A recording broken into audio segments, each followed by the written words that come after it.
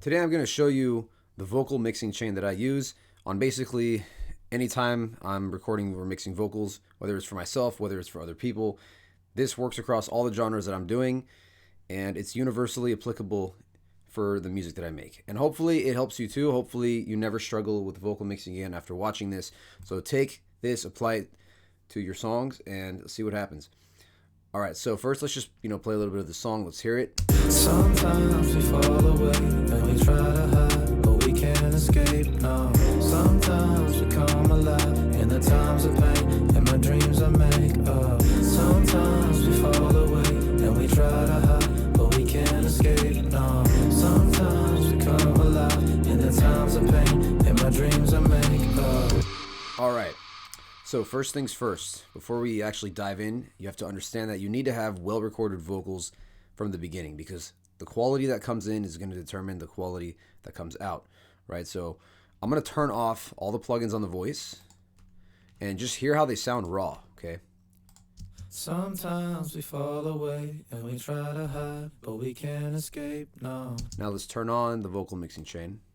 Sometimes we fall away and we try to hide. So obviously it's louder, but aside from that, it's not really that much different because the original recording itself was done well, right?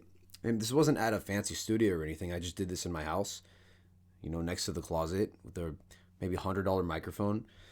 So you just need to have a decent microphone and just record some good takes and make sure there isn't a bunch of background noise going on. So that's the first step.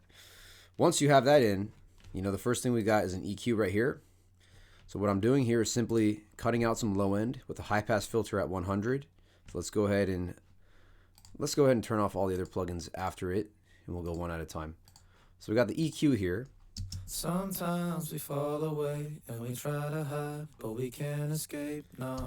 Now I can turn off this high pass filter, right? And we might get some more low end. Sometimes we fall away and we try to hide, But the thing is, in the context of the entire mix, you don't want that clashing with other frequencies. So it's best to cut it out.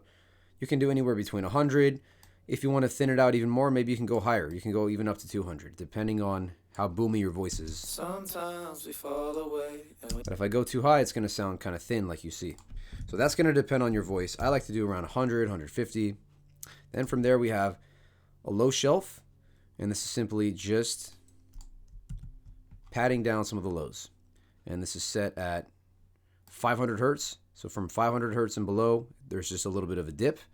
sometimes we fall away and we try to hide. And this just helps to clean it up a little bit, make it less muddy. And then after that, all we have is at 3K, we have a little bit of a cut. Because 3K, tends to be a little harsh sometimes. And that will also depend on your voice as well. But in my case, I like to have it at 3K. And it kind of smoothens it out. Notice how I haven't boosted anything either. It's all subtractive EQ. We're cutting out the frequencies we don't want so that the good ones can shine more, right? So next we got a multi-band compressor. This is my favorite plugin, C4 by Waves. And I just use the pop vocal preset here. And I kind of just let it do its thing, and this helps really glue it together, make it sound tight. Type of money that could take care of my whole family, including all the friends I've made along the way. Let's turn it off. Type of money that could take care of my Sometimes we fall away and we try to hide, but we can't escape, no. So we turn it on, and it's just going to help, tame different frequency areas that may be louder or quieter in certain parts of the song. So it's a subtle thing, but it does help. Now notice how all these plugins, they're all doing like very, very small jobs, but once you stack them together one at a time, it adds up to something greater. Next, we have a regular compressor. This is just to get the overall volume. And it's just Arvox. It's really simple. I like it. All you do is pull down the threshold and it just compresses. Sometimes we fall away and we try to hide, but we can't escape. So this is getting us a nice amount of volume, but it's also making the vocal levels more consistent as well. Then we have a de-esser. This is our de-esser by Waves. And again, you don't need these Waves plugins. You can do this with whatever plugin you have. It's all the same stuff at the end of the day. But I have a de-esser here, and I've set my frequency to around 5.3. Right? That's going to also depend on the voice as well. But you want to find that area that's sibilant. So this is the area that we're de-essing, this frequency that you hear. Sometimes we fall away and we try to hide. Be careful not to do too much of this, otherwise you're going to have a lispy sound. So just a little bit to get some of those harsh sibilants tamed. Then after that, I have a little bit of saturation, right? So you can use any saturator plugin you want. I'm just adding a little bit of excitement. I'm using the Exciter preset here. It just adds a little bit of drive to the voice.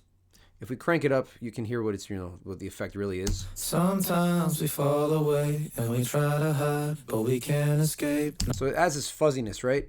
But I just only want a tiny bit of that, just to give it some more sizzle, a little more texture.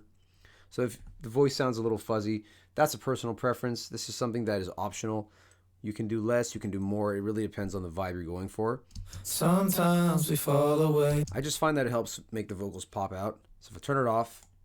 Sometimes we fall away and we try to hide. Now turn it on. Sometimes we fall away and we try to. It's subtle, but it just pops out a little bit more. And in the context of the, the rest of the song, it does help a little bit to make the vocals stand out. So that's the basic of the vocal chain, right? EQ, multiband compressor, regular compressor, a de-esser, and some saturation. Nothing crazy, right?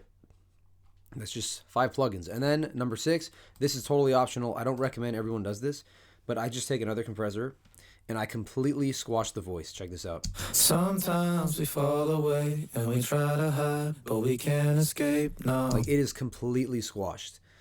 And this is not really something you're supposed to do, technically, because it's technically incorrect, but I don't care. To me, it sounds good. In the context of the mix, it just really hypes the vocals. Really, for this type of genre especially, it really works well. And make sure, if you're going to do this, make sure you have well-recorded vocals with no background noise. Because if you have some background noise going on and you're doing this much compression, it's going to bring up all the background noise. So that's something to really keep in mind. But hear this in context with the song.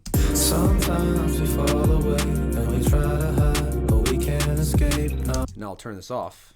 Sometimes we fall away and we try to hide, but we can't escape. No. It's subtle, but listen again. I'll turn it on again.